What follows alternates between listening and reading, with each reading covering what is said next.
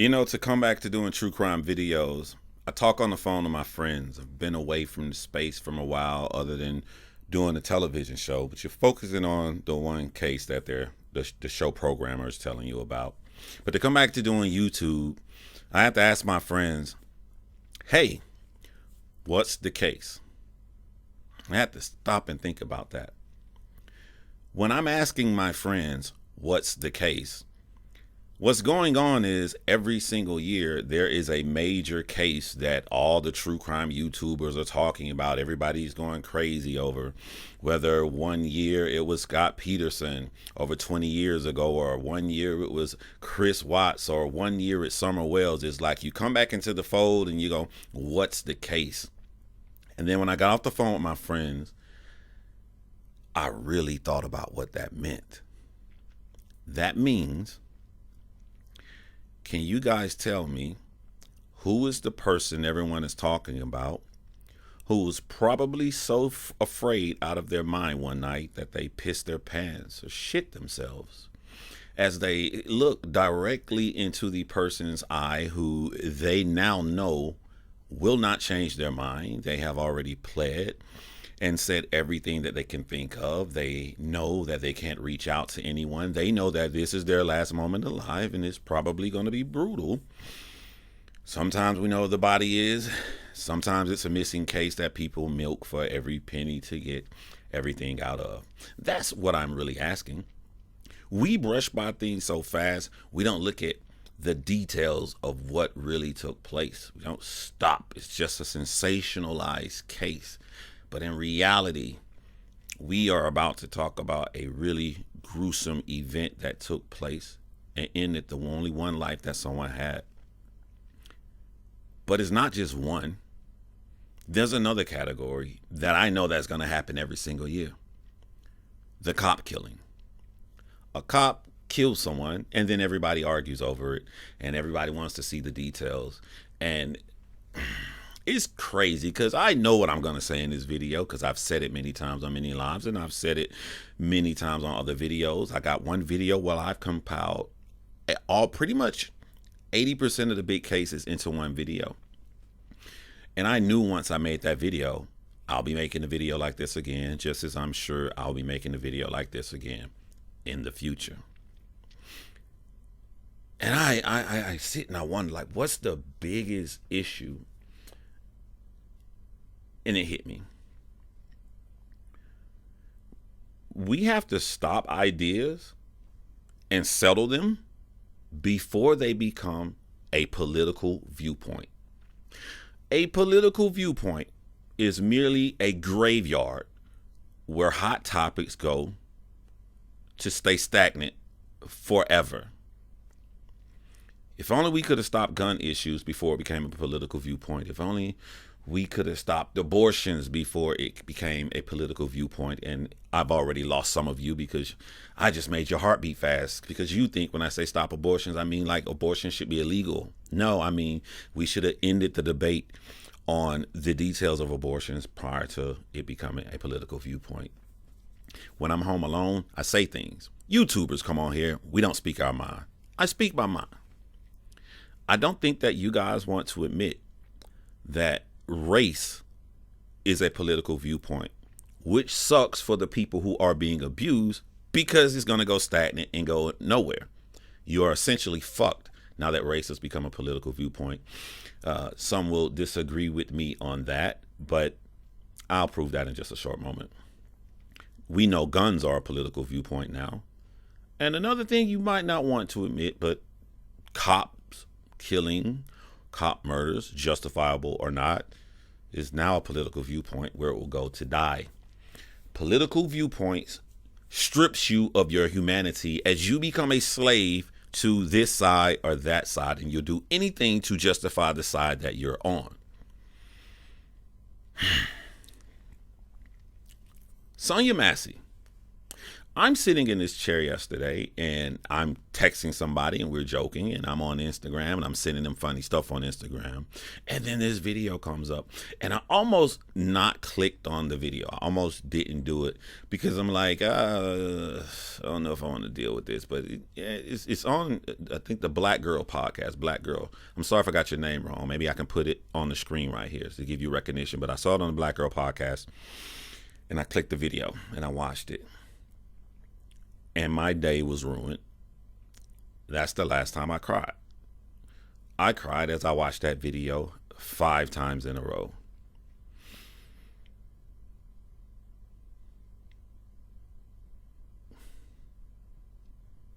So here is where I introduce my theory again, as I've stated before. Some of you new who watching this won't know.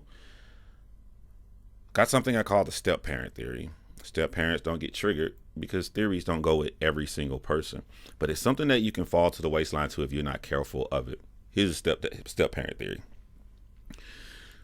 You adopted a child or you have a stepchild that's the same age as your biological child, and you say that you love both of them evenly and you treat them both evenly, and someone accuses you and say that you treat your child better than you treat the stepchild, and you just can't fathom that. You feel offended that someone would even utter those words to you because you feel you don't do anything wrong to them. You treat them the correct way.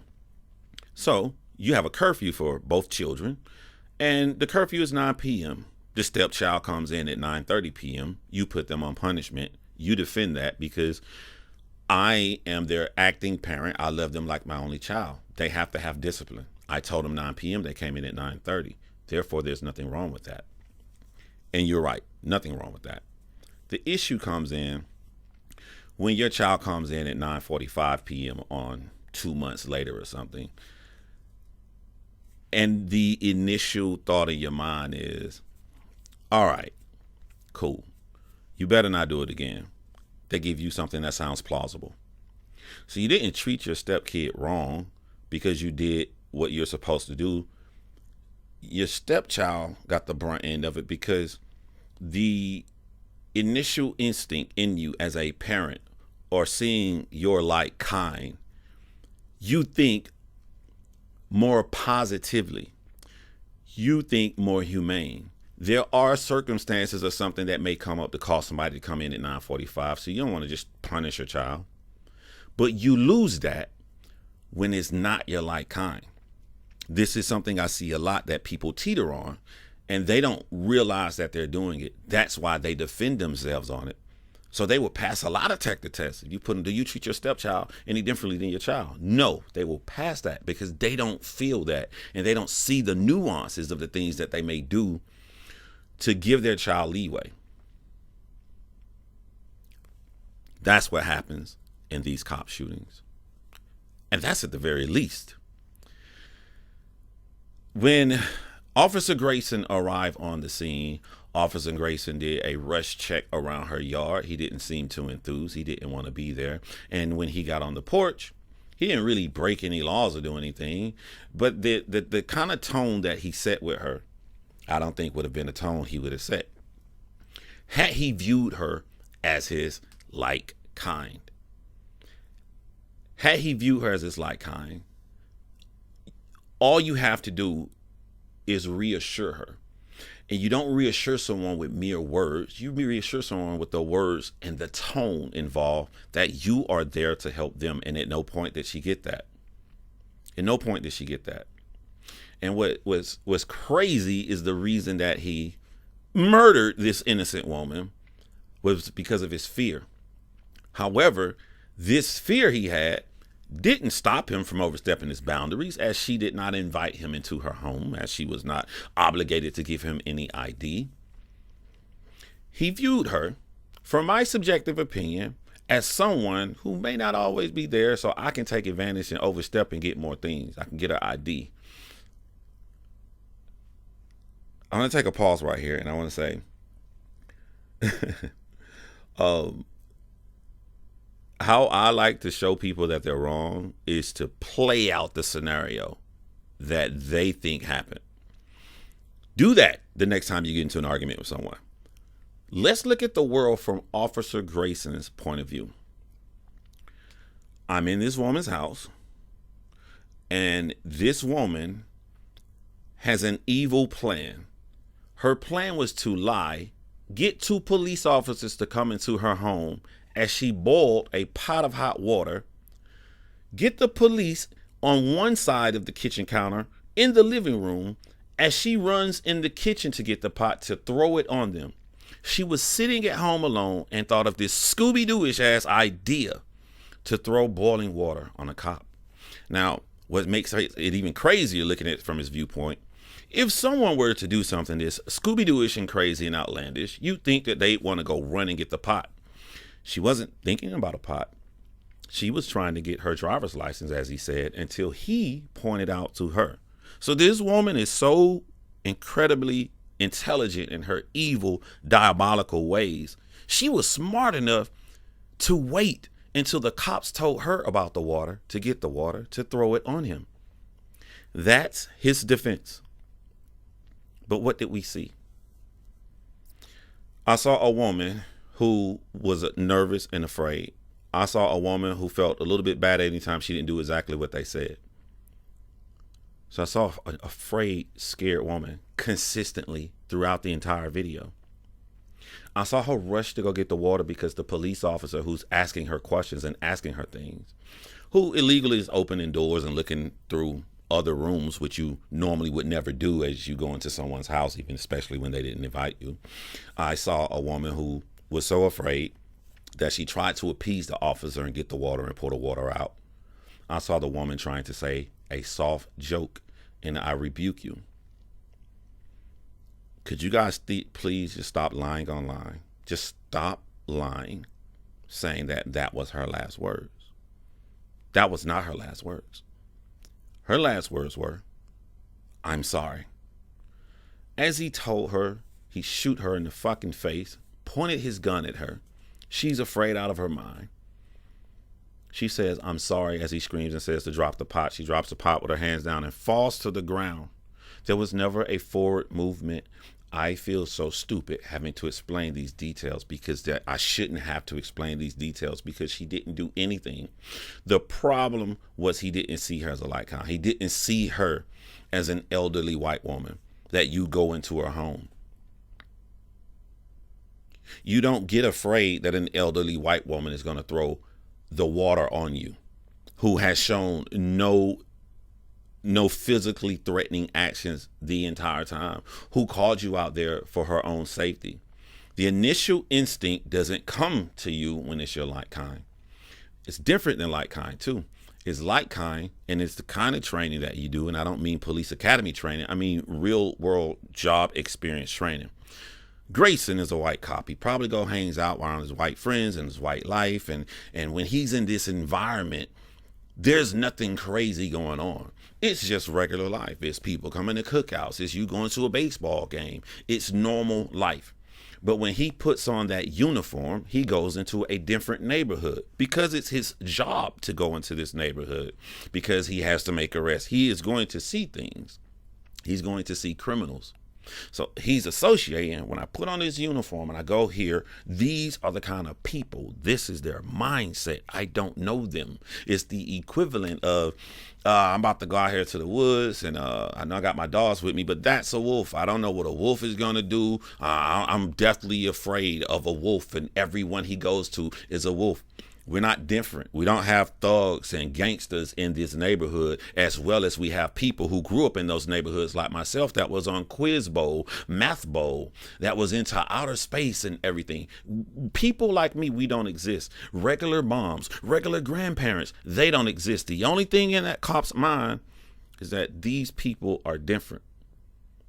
He treated her like she's a wild animal, not even in the killing, but in his defense, in his assumption.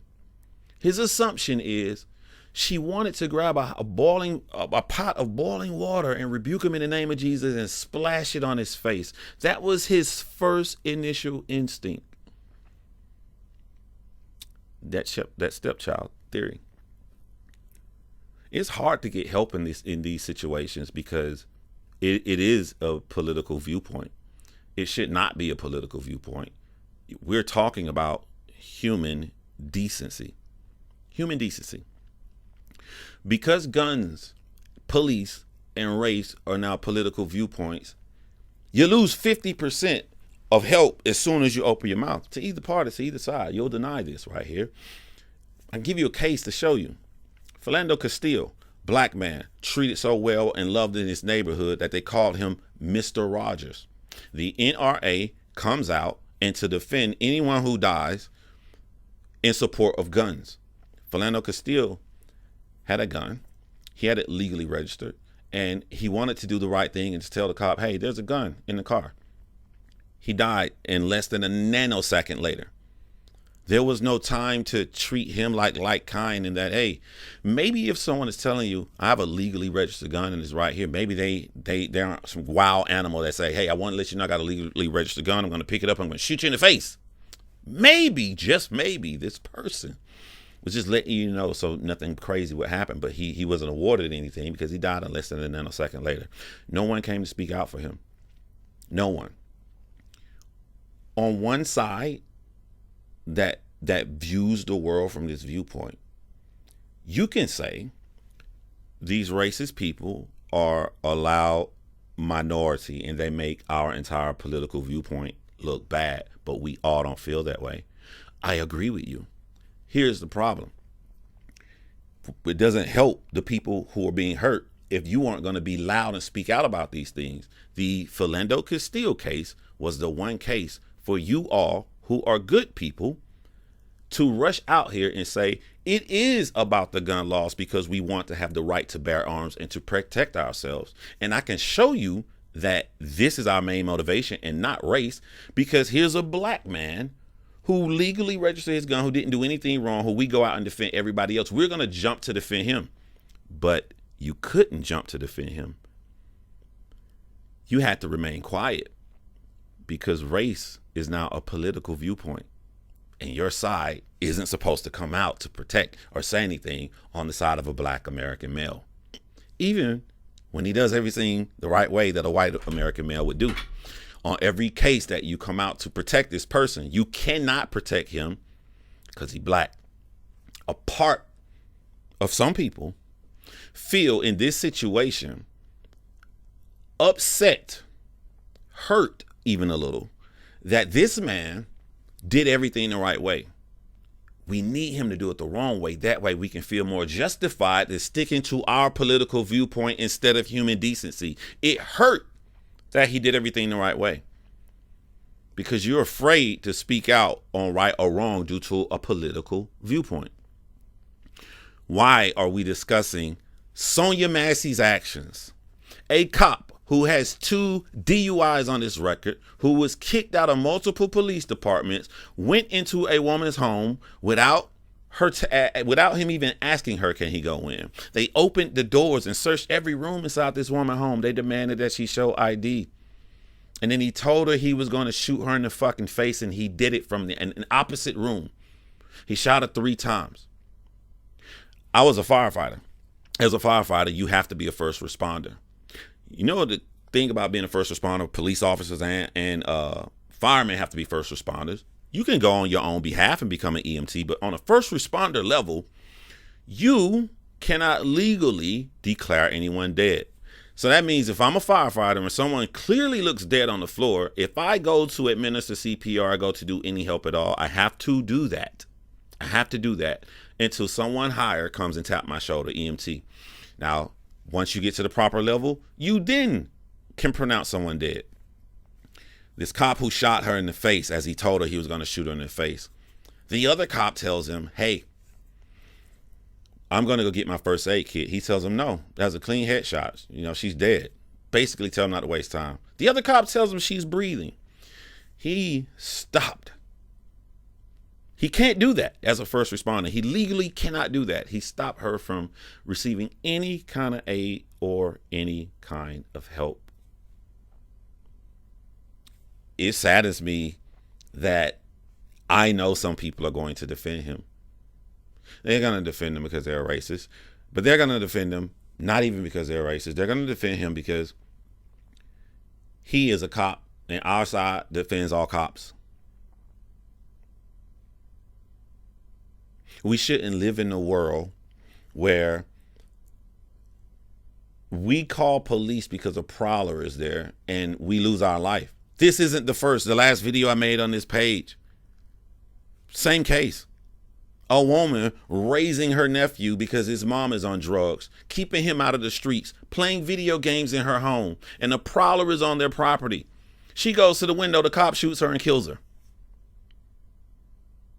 My birthday this year, February, I bought a gun. I bought the gun that I always wanted. Now I read all the laws, nerd laws, everything. I need to know everything. I read these laws. And this is honestly true. I leave my gun at home. My gun should not be left at home. My gun should be with me. And I have these talks with my black son. And I asked my son, why do you think daddy leaves his gun at home? He said, because even though you do everything right, there's a still possibility from how the world is that a cop could use that to kill you. My son said that to me. He is absolutely right. I have to weigh the chances of, what if I'm stuck somewhere and I really need that? What if some crazy road rage incident happened and 4 guys are following me around? I can't lose them. I get out the store, they rush me. What if I need my gun? I've done nothing wrong. Nothing. I have to weigh the odds of that happening to the more likelihood I can get pulled over for speeding or not putting on a turn signal, and it should be a normal case, and I give him my ID and I get my ticket and move on, and a cop seeing a gun and I lose my life for it. This isn't insane thinking. This isn't extreme thinking. This is a likelihood.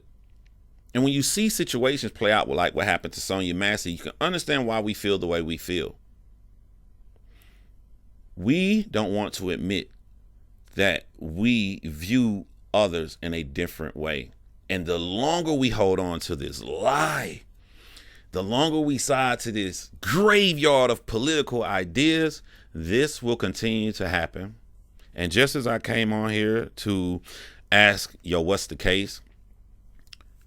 By July of 2025, there will be another Sonya Massey case. And then you guys will jump online and you guys will all argue over it. I try to put myself in people's shoes and try to understand what can I do to offer to help? So I try to what makes me a majority, or what makes me what would make me different? And I had to go to make-believe measures. I'm like, what would make me afraid to go into a neighborhood? So I went make-believe. What if demons were real and they felt like they were looked at differently, and everything that I have been told about demons? And now I have to go police the area, and I go into a house and there's an old demon grandmother, and she called me there, and I'm trying to put myself in Officer Grayson's shoes to the best of my ability. And even in make-believe, I couldn't, because I have certain standards that I go by. First, if I'm going to do a job, I'm going to do a job to the best of my ability. What is my assignment going to this demon's house? My assignment is there's a prowler there. She feels unsafe. I will have to throw away all my preconceived notions of what I felt about these demons and do my goddamn job. Search that property, search all the way down the street, go make sure that she feels safe and let her know, even though I didn't see anything, you see another issue. This is an opportunity for me with tangible evidence. I can't say all demons are bad because I just went to this nice lady's house and she wasn't bad, and I build upon these things. I would not have looked at her or viewed her that way.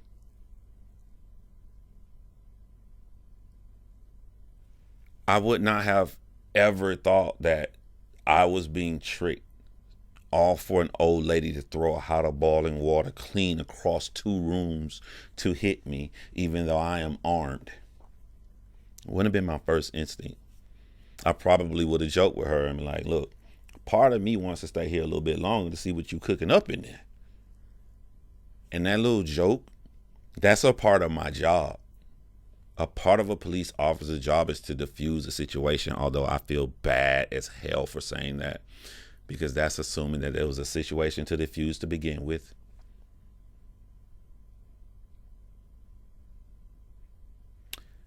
Yeah, more true crime videos are coming up on the channel. Until then, until the next time when I make another video like this. See you later.